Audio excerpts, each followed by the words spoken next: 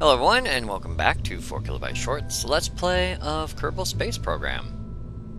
It's time we go a little bit farther, I think, than the moon in Minmus, and the reason why is because I was taking a look at the tech tree. And it turns out that the equipment that we need for this project is much more expensive than I had originally planned, or thought anyway. So because of that, we will be having to go a little bit deeper into space to get a whole lot of science real quick. And of course, the easiest place to go would be Jool. You go to Jool, you get all the science from Jool. But then while I was building the Julian ship, the Hitchhiker, I was building a Hitchhiker, I thought to myself, we're not landing anywhere.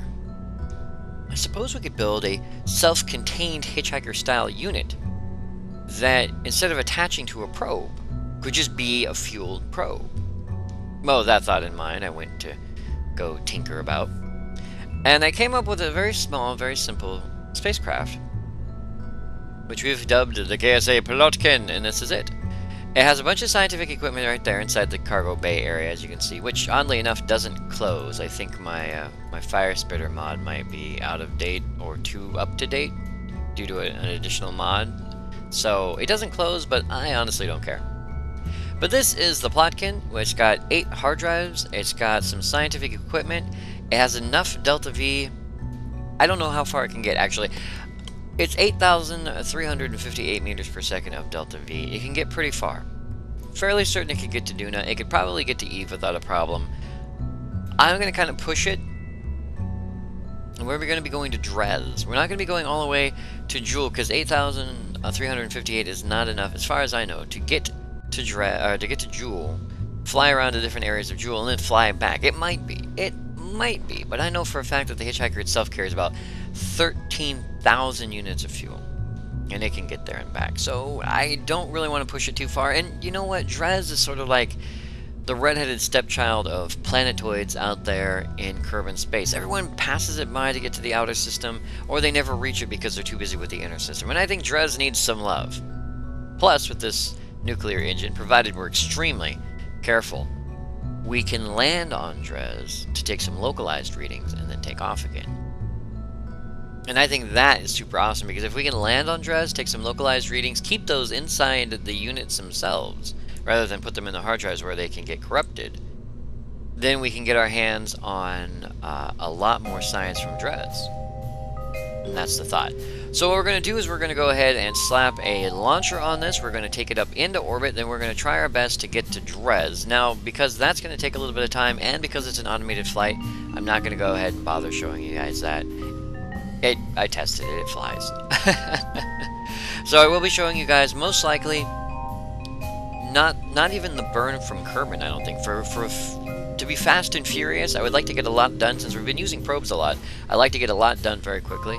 So I think I'm just going to show you what happens when we get to Dres. And that's just going to be the long and short of it. We're just going to get to Dres, we're going to do our business there, and then we're going to bring this back. Now, whether we bring it back and bring it down, or bring it back and just extract all the data from it, I'm not sure. I think we may bring it back and just extract all the data from it, and then maybe dump it, because it's useless. And that'll just give us a test. It'll test whether that not 8,358 meters per second is enough to get there, get back.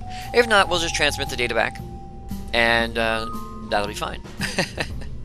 So I will see you guys most likely when we either spot Dres in space, or when we're coming into orbit of Dres, or when we're lost in space, out of fuel, forgotten and alone, you know, that kind of thing. So I'll see you guys out there in the big black. Alright everybody, we are out here in space, middle of nowhere. I just realized that we actually have the ability to get some science out of this. We're out here around the sun, and since we're around, well, that's a really bright star out there. Since we're around the sun, I figured we can get some science out of it. So let's go ahead and grab some science. Do a materials bay, which I think is over, it's by the door. It's over here. There it is, it's underneath the solar panel. The high radiation environment caused a few of the samples to glow. It looks like it would be fun to paint a rocket with this. 275 science. Lovely. Let's go ahead and keep that. And then we're going to observe our goo. Now our goo is inside, so we don't get to see the animation. The goo feels right at home here. That's 110 science. We'll keep that. And then we're going to do a gravity scan. Recorded accurate measurements of gravitational forces in these conditions, excuse me. And so we have that one. Now we also have atmosphere. We have a thermometer. a hydrogen scanner, atmospheric scanner. And do we have something else? I think we have a crew report. Yes, we do have a crew report, which comes from this little guy. I think I'll extend it so it works. So yeah, we'll have this little guy, which raises our mast cam. So we have a little camera there. We'll do a little crew report. You record the crew's assessment of the situation. That's 55 science. So go ahead and we'll keep that as well. And then what we're going to do is we're just going to fill up one of our hard drives with all this wonderful data. It's going to be our first grab, so let's go ahead and fill it up, and that's 14% we got. Now, of course, again, that gets corrupted, and because of the corruption, that causes a little bit of the science to be chipped off the edge. Unfortunate, but it's really a good thing, because that means if we ever want to get 100% of the science from out here, we are going to have to bring Kerbals, or bring enough equipment to where we can put, like one Gravioli scanner for every single scan we want to do and that kind of thing. And that would just get way over the top. So I don't mind a little data corruption. It works and it functions, and it works really well with the communications thing where you can transmit data back but you don't get quite as much. And I like that. Alright, we are 1 hour, 6 minutes, 40 seconds from our adjustment burn to intercept Dres, and then we will continue on our way to Dres from here. And then we'll do some science around Dres, and we may, it depends on how frisky I'm feeling at the time, but we may try to land on the surface of Dres to get some of those extra scans. See if we can soak up just a tiny bit more of that science. So I'll see you guys when we're in orbit around Dres, or close to it, getting it in orbit, something like that. When Dres is in the window, that's when I will see you guys. Alright everybody, if you can see it, I'm sure you can, right there, right by that solar panel, there is a speck. Well, it's not a speck, it's actually more like a block or brick or rock. That's Dres. That is Dres right there. We have just entered its SOI about 2 seconds ago, and believe it or not, that's how much Delta V it's going to take to slow us down. That's how much gravity Dres does not have. It has zero ability to slow us down. We will be passing by at about 500,000 meters. Or 500 kilometers, very, very close considering how far away we came from, and 189 days ago. Yes, I'm just that good. Alright, we'll be passing at about 500 kilometers, or 500,000 meters, or 500. Yeah, 500 kilometers, I got it right. Okay, cool. Yeah, we'll be passing about that close, but before we do that, we're out here, we're in the SOI, that means we're high over Dres. Let's take a look at some of the science we can get out of this. And our materials bay is working, or should be working. And it says, the high radiation environment caused a few of the samples to glow. Looks like it would be fun to paint the rocket with this. Well, okay, you know, same as before, but it's 175 science, I'll take it. So that's high over Dres. Let's go ahead and take our goo canister. Goo feels right at home here. So it looks like the goo doesn't know the difference between deep space and over Dres. Gravity scan while in space high over Dres. Sensor sweeps the surface and finds the average gravitational pull to be quite low for a planet. Oh, see? Yeah, so it knows. Gravitational pull knows. So let's see, 4 and 5 and 6. I'm looking for the right number. 7? Nope, atmospheric pressure scanner. There it is. That's 8. Crew report. Looking down, you see a massive canyon on the surface. It could be several kilometers deep. They're so proud of that canyon, they really are. Alright, we're going to go ahead and keep that data as well. So that's wonderful. We got all that data. Let's go ahead and which hard drive was it we filled up? There's 8 hard drives on the other side of this thing. I got to figure out which one we put our stuff in. I think it was on this side. Yep. Hard drive hunting. Here we go. Fill hard drive. So I like to put all my science in one hard drive if I can. So that's the one underneath that solar panel. That makes perfect sense. I do like how our camera, our eyeball camera is facing the engine. So it's like, I see where we're going. We're going that way and we're going to stop. Alright. So we do have to get, well, an 1800 meter per second burn is going to take a while with this nuclear engine. So what I think I'm going to do is, we just took a high scan over of all the science. I think what we'll do is I'll get us into a low orbit around Dres, or at least into an orbit around Dres, and then you guys can join me on the low orbit, and then we'll see if we can land, because that would be I'm really curious about the whole landing thing. We should have enough fuel to land and take off again. Then we got to get back to Kerbin. That's gonna be the fun part. We got to get back to Kerbin. So let's go ahead and do that. I will do that off cam because it's just it's gonna be 14 minutes of just trying to slow us down. So I will see you guys when we are safely in orbit around Dres. And here we are in low orbit over Dres, 20 kilometers per side. Very close, very close. You can almost reach out and touch the ground if you had a 20-kilometer arm. Nice and dusty down there, though. It looks nice. It makes you kind of want to land and see if it is dusty, like Minmus is dusty. Alright, let's go ahead and get some science out of this. Ah! The high radiation environment causes... Yes, we know. Thank you. So space near Dres, though, but that's what we're looking for. So the goo probably didn't change either. It did not. It still feels right at home here. Let's go ahead and check our graviola detector. The sensor sweeps the surface and finds the average gravitational pull to be quite low for a planet. Alright, fine, I get that. 4, 5, 6, 7, and 8. The surface is a patchwork of white and brown areas, with a few craters. Okay, a few craters. I'll take a few craters. Now, if I remember correctly, it was under one of these solar panels. That narrows down which hard drive we have to put this crap in. Nope, it's gonna be the last one. It's gonna be the last one. Yep, it's always the last place you look, right, kids? But then again, you have to ask yourself, if it's always the last place you look, if you found it, why would you keep looking? Alright, so we're gonna save really quick. And I'm debating. We have the science. It's worth a lot, as is. And we have about 4,000? Oh, 5,500 Delta V left. And I worry, though, about landing on this Bell engine, because it can just snap right off without a problem. And if it snaps off, we lose this probe.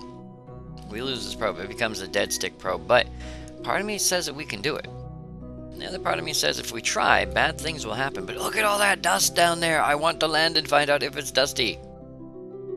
Ooh. That might be a thing. If it is dusty, if it is dusty like Minmus is dusty, and we go down there, there's a chance we won't be able to see the ground and crunch. And unlike a lot of other places, Dres doesn't really have a lot of flat crater areas where you can land in. I mean, the flattest we can get is this, and look how bumpy it is from up here. Going down there is just be insane. I don't know. Makes me wonder. I really want to, though. I really want to. But at the same time, I think it might be prudent if we want to come back to bring a lander that can land. Like, bring a probe that can land rather than a space probe. I feel like we brought a space probe. I do. I feel like we brought a flyby space probe. And I'm pretty okay with that. As a matter of fact, it probably should have just flown right by. But getting back to Kerbin might be a bit of a problem. But I do want to come back and land here. It's all dusty now. Makes me want to go down there. I just really want to see. I mean, we could go into a really low orbit, but even that is really scary. And at 367.7 meters per second, landing on a single... What is it? LVN atomic rocket motor, yeah. I love that. Atomic rocket motor! That's exactly right. Yeah, landing on an LVN atomic rocket motor. So much fun to say. Probably not the best idea. So we will come back. We will come back at a later date with a ship capable of landing. It feels like kind of a waste, though, considering how many hard drives we have left. But what we can do here, more than anything, is we can reacquire our science. That's right, we can reacquire our science. We can redo our materials bay. And we will keep that. And we can redo our goo canister. And we'll keep that. And then our graviola detector, keep that. And then our crew report, keep that. Now, the reason why we do all that is because all the ones that we put inside the hard drive can get corrupted, but these ones are pure, they're clean, they're done. Plus, I don't know if you can extract information from a hard drive. I think a hard drive has to be collected, and this, as you can tell, is not exactly a space... well, it's not really a Kerbin-worthy ship. It's a space-worthy ship, but it's not a Kerbin-worthy ship. I don't think we could return safely. And even if we could, there's no way this engine would keep us aloft enough not to crash into the planet. So, because of that, that might be the only science we get out of this until we figure out a way to get it down into Kerbin. Or we have to transmit. Both bad things. But until then, what we're going to go ahead and do is I'm going to try to get us back to Kerbin. It's going to be so much fun. And then we'll see. We'll have to see how we're going to get this back down. We may have to send up a retrieval crew. We may have to do some other things. I may even have to... if we had Kerbal attachment system, I don't. But if we had the Kerbal attachment system, I could easily just pop that hard drive off and then stick it onto another ship. Which would probably be the best idea. Plus, if you guys notice, I did edit this, and I put on these docking clamps, which means we can refuel this and use it again if we want. Isn't that awesome? It's totally awesome. Which, actually, that might not be a bad idea. I mean, it's already up here, right? And if it's up here and we can refuel it and use it again, why not send it out to Joule? Not from here, of course. We're not going to do it from here. We are going to take it back home first. But that would be like one of our longest running spacecraft, too. Ooh, award time. Alright, so I'm going to get us back to Kerbin. And then we're going to see how we're going to get our science out of this little guy, because I don't think we can transmit from the hard drives, and I'm not sure if we can just take science from the hard drives. We'll have to find out. So I'll see you guys, hopefully, when we're back at Kerbin, unless we run out of fuel. But I'm pretty sure we'll be fine. So I'll see you guys back at Kerbin. Well, it looks like I took a wrong turn, and we ended up at the wrong planet. Not exactly. I decided if we were coming way back to Kerbin anyway, Duna was on the way between Kerbin and Dres. And why not stop for a pit stop if we had the gas? And we did. And as you can see, one little red dot over there. And I don't think you can see Ike. Well, no, there's Ike there. That little guy right there is Ike. So there's Ike. And there's Duna. And what we can do is we can do some science. Now, I did already store the science from Dres that we grabbed, because why not? The high radiation environment caused a few of the samples to glow. It looks like it would be fun to paint the rocket with this. Indeed. Alright, so we have materials study while in space high over Duna. So we have that. We'll grab our goo canister. The goo feels right at home here. The goo feels right at home everywhere.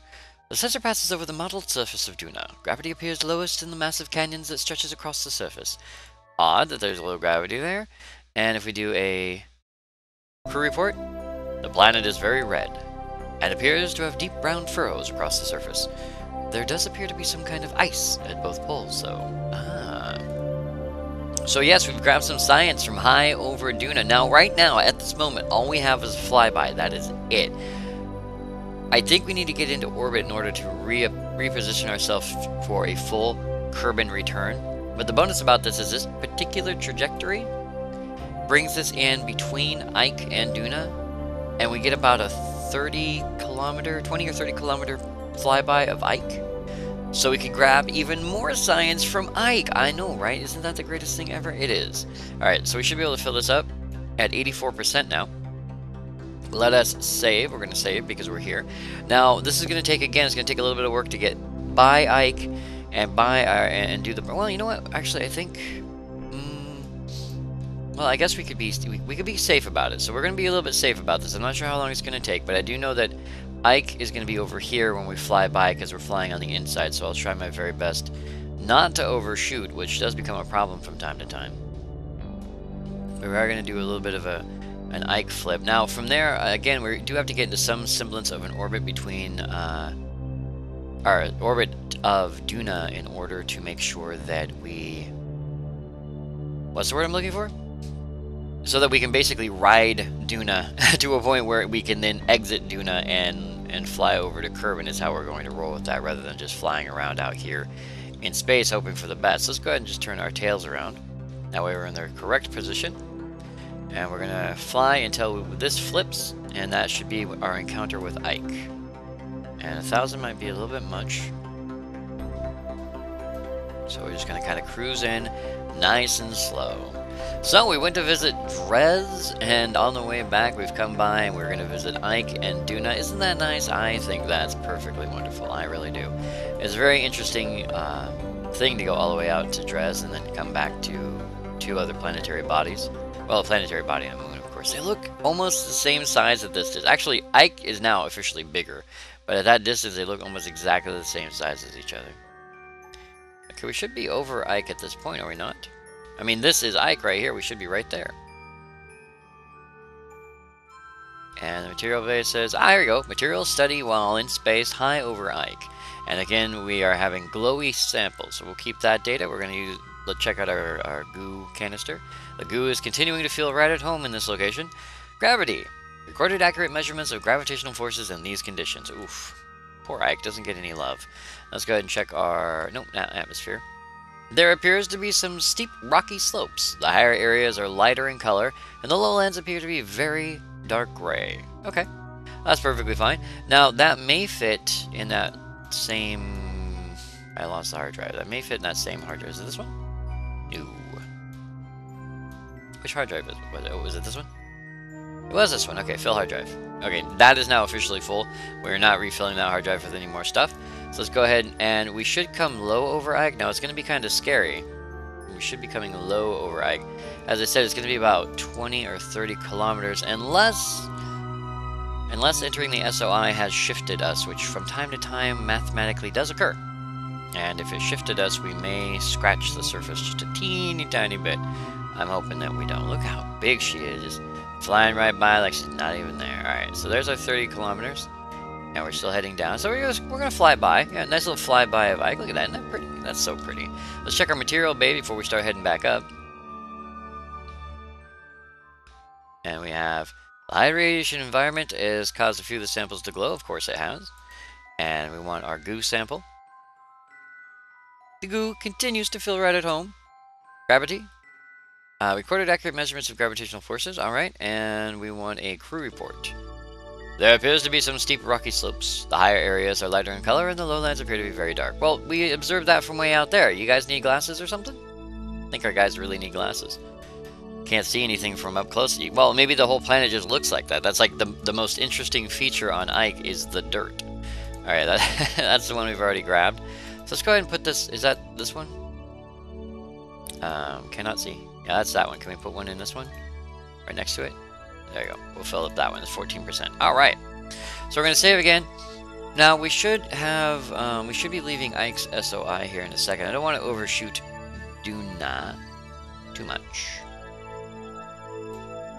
And, okay, so that was our periapsis. So this should switch, I hope. There we go. Okay, so our time to periapsis is now 6 minutes, 12 seconds. Oop, we're back inside Duna. Okay, so our SOI is going to be flipping back and forth. Now, I don't know how long this is going to take to get us into orbit. I don't want to take too long, so I'm going to start burning. I didn't do a maneuver, so I'm going to start burning now and just see. Okay, probably going to take a while. So because of that, I'm going to go ahead and cut here while we burn down into a stable orbit around Duna. And then I'm going to see you guys when we get into low orbit around Duna, and we can grab some science from there. And then we're going to head back to Kerbin. This time, I promise, there's nothing between us and Kerbin except for possible fuel loss. But other than that, we're going to go back to Kerbin, and we're going to try to get all this yummy nummy science off this vessel, because this vessel has done a darn good job, without question. And so we're going to head back to Kerbin and see how that works. And I'm pretty sure that with a few minor adjustments, this can get out to Joule and fly around without a problem. So maybe even without adjustments, we'll just refuel it and take it out. And if it gets stuck, it gets stuck, right? So I'll see you guys when we are around Duna, way down low. A little bit of an update before we leave. Unfortunately, we don't have enough fuel to get into a low orbit around Duna. That is unfortunate. We will be missing out on a little bit of science. However, with a little bit of time, 148 days as a matter of fact, 148 days we will be back out around the orbit of Dres. And from there, I got an interesting encounter. With only 603.2 meters per second of delta V, we can get an encounter with Kerbin. And then from there, we can slow down again and get into orbit around Kerbin. Unfortunately, if we try to get into a low orbit or even just an orbit around Duna, we will run out of fuel, and there will be no way for us to get back to Kerbin and slow down and get back into an orbit around Kerbin and have the science captured. So we are going to forego, for the moment, an up-close and personal view of Duna, and until such a time as we bring something back, either specifically for Duna or bring back another flyby probe. But for now, we just flew by. Bye-bye, Duna. And we're going to head back out into Dres orbit and then loop back around the sun to go back down into Kerbin orbit and then get captured. And then again, from there, we have to figure out a way to collect the science from here. So I'm feeling pretty good about the science that we have so far. And I'm thinking that I don't know how much science we have off of this, but I'm hoping it's a lot. And I really wish we could bring this little guy down, honestly, but he was not designed for that. So there's no way to bring this thing down into Kerbin. So we'll have to figure out a way to get that yummy nummy science out of there and then back to our ship. Maybe there's a way to transfer it. We can dock with it or something, and there's a way to transfer between hard drives. Hard to say. I don't know. I'll have to figure it out. But I'll see you guys when we're around Kerbin, because it's going to take a long time. 148 days, long time. It's going to take a long time to get out there and back. But bye-bye, Duna. Bye-bye, Ike, you grand and glorious rock, you. And we shall see you guys another time when we bring back something awesome. But I will see you guys back at Kerbin. And we're home! Isn't that nice? A whirlwind tour of a small portion of the Kerbin system. Dres, Duna, and Ike. And then we came all the way back home, and we made it with a teeny tiny bit of fuel left. 923 meters per second. Ouch. That was close.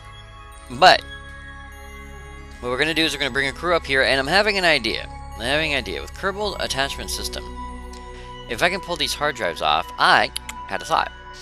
We could come up here, not only can we dock and refuel, we can pull the hard drives off that have data in them and replace them with empty hard drives. Wouldn't that be an interesting thing to do? I thought it was, personally. And so that's a really interesting thing to do. I think we're going to do that.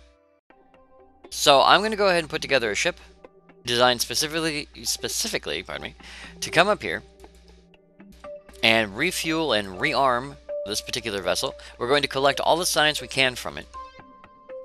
And then we're going to leave it up here for a minute and think about where we're going to send it next, because we may send it to Eve, or we may send it to Jewel and see how well it can do out of Jewel. I like this little guy. He's very interesting. Well, a few too many hard drives, but you know what? Better more than less. And not very functional when it comes to coming back to a planet. But I'm actually pretty happy about the way this thing performed. And so we're going to go ahead and grab a couple of guys. We're going to bring them up here. They're going to refuel, rearm, do the thing. And then I think that's going to be the whole content. I don't know. We'll have to find out. But yeah, we're going to grab a couple of guys. Now, I'm not going to show the launch or anything because we'll probably just use a variation of one of the claw vehicles that we had previously. And that'll just work just fine because we know it'll work. We know the launch platform works and everything else. I'll record it, of course, but I won't show it unless something horrible happens, because that's the most important part. I just have to remember that these are the docking clamps. I mean, it doesn't really matter. We can dock to it. Well, you know, if we just brought up the repair, rearm, or the recapture vehicle, we wouldn't even have to dock. We could just clamp. You know. Might do that. I don't know. We'll have to find out. Well, I'll figure it out. I'll figure it out. Now we'll see you guys back up here in orbit with this little guy, with a crew to do some EVA fix-its. Yes. So I'll see you guys there. Alright, everyone, we are back.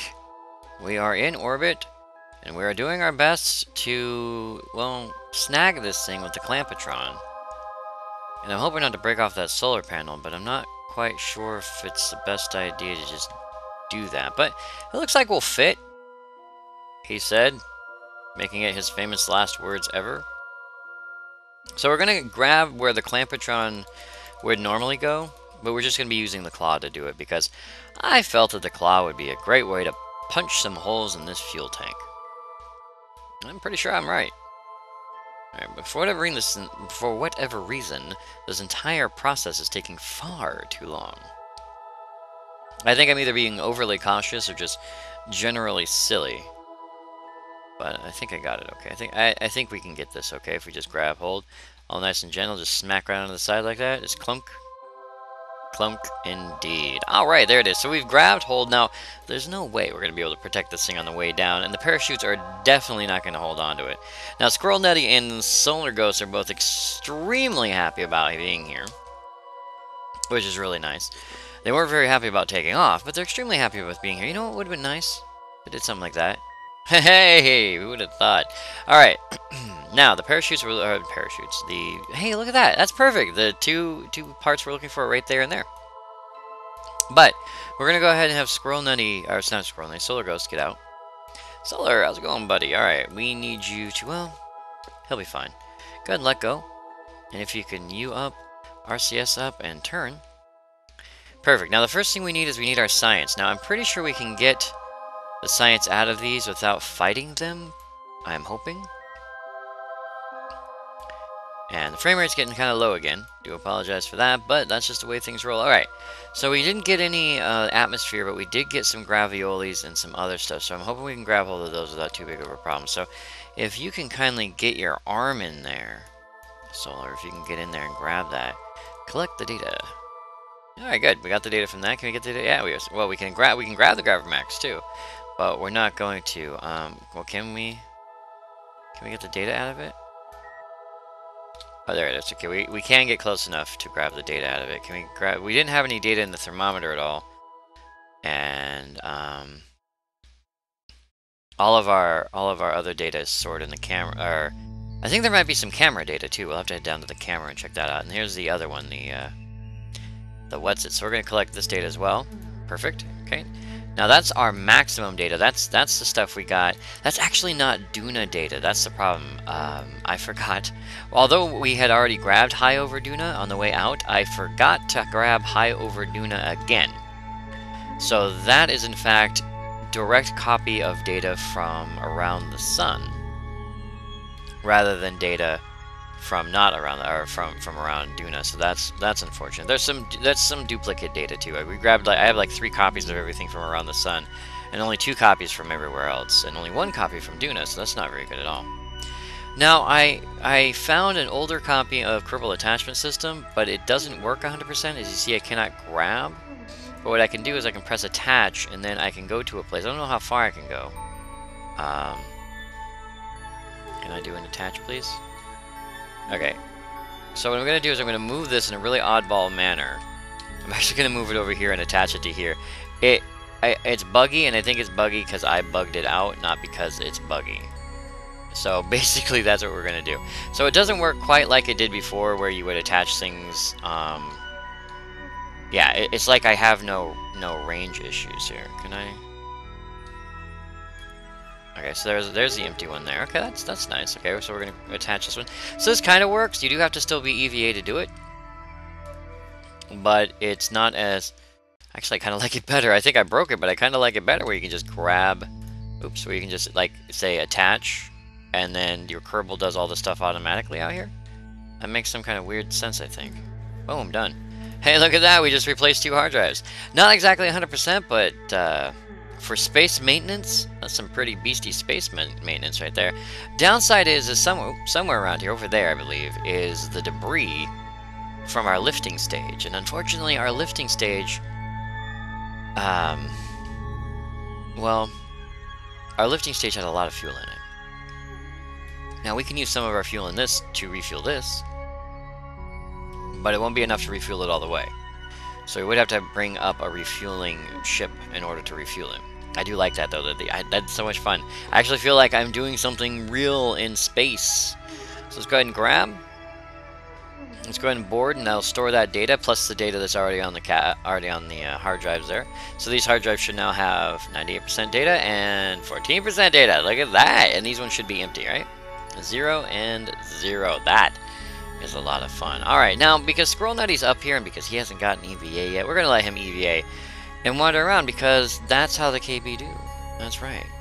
I let you guys EVA wander around. Oh, you need to let go, buddy. You need to do a real EVA. You can't just grab the ladder. Grabbing the ladder is not a real EVA. You gotta get out. You gotta look down. Maybe not looking down so much.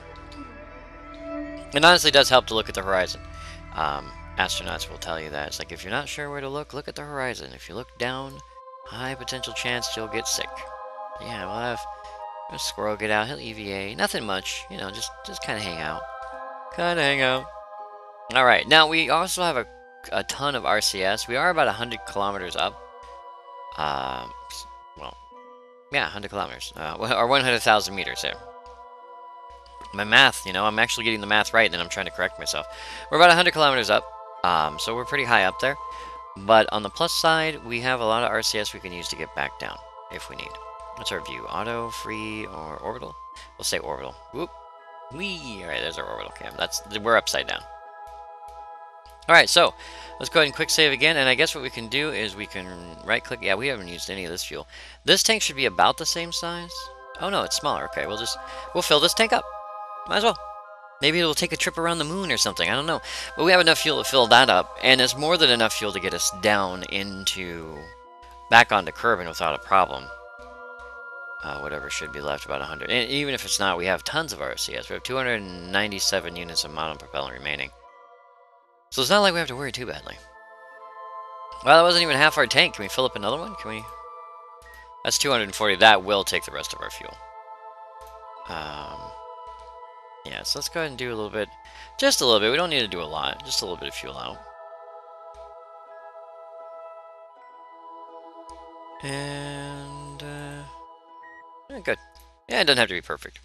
So we refueled this tank at least. Hey, look at that. We did a refueling run. We helped out. Ain't that right, Squirrel? Squirrel's like, yeah. Solar's happy about it, too. Alright. So let's get these guys back down onto the ground with our collected science, and to do that, we need to detach. Still afraid I'm putting, like, punching holes in there. And we need to back away very gently. I do like how the claw is like a universal docking clamp. That is really awesome.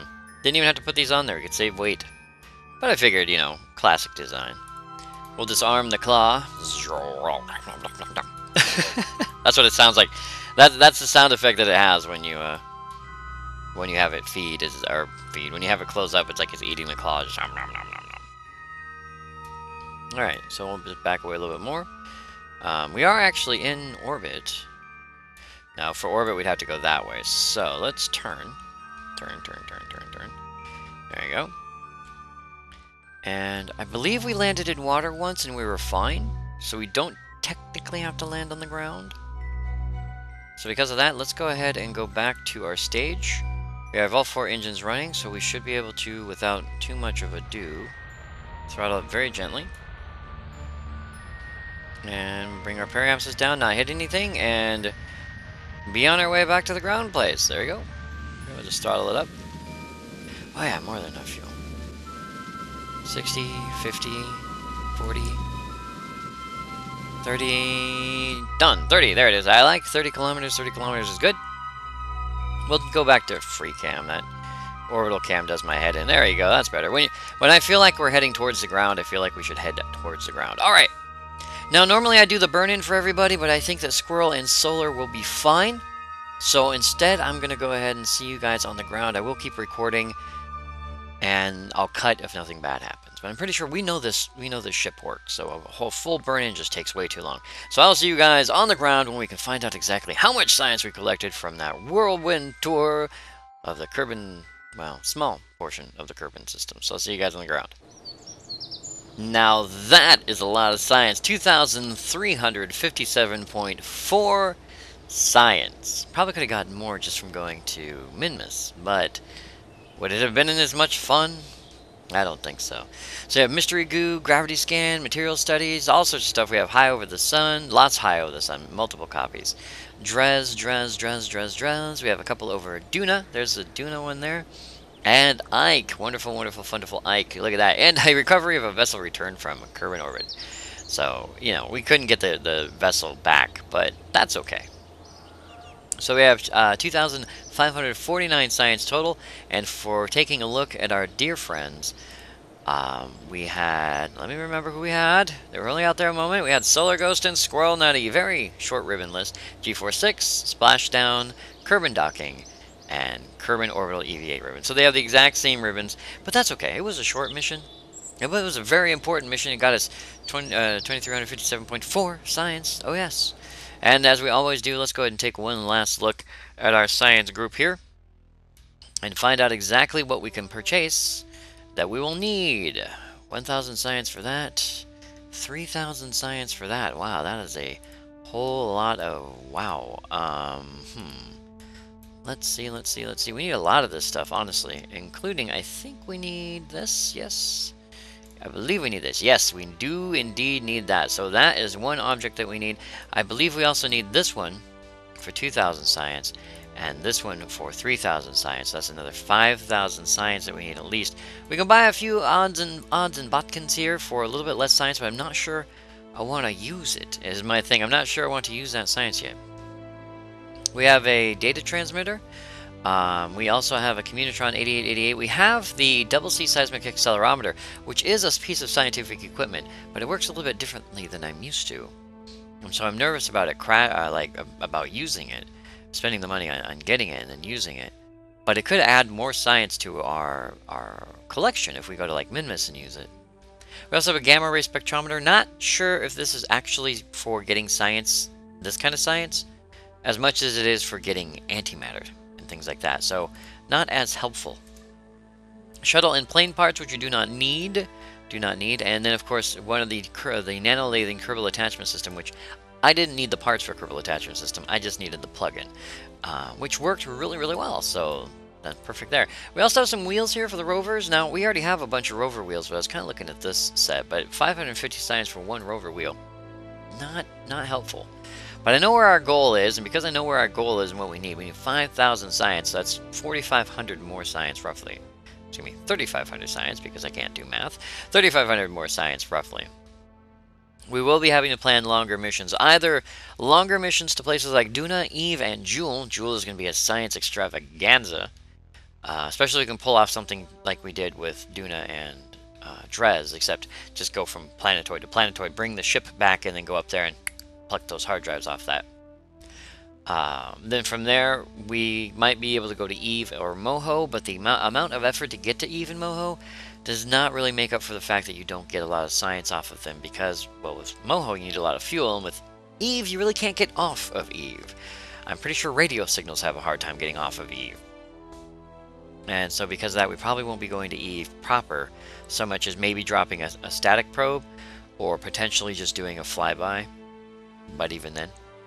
So we'll be getting outwards towards Duna and Dres and Jewel. Hopefully Jewel. hopefully Jewel.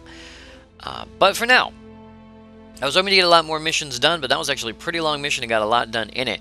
So because of that, we're going to go ahead and pause here. So once again, I'd like to thank you all very much for joining me, 4KB Short, on this Let's Play of Kerbal Space Program, Kerbal Space Adventures. And as our final goal approaches right here in this particular season, I'm getting more and more excited. I hope you are too. So I'll see you guys next video.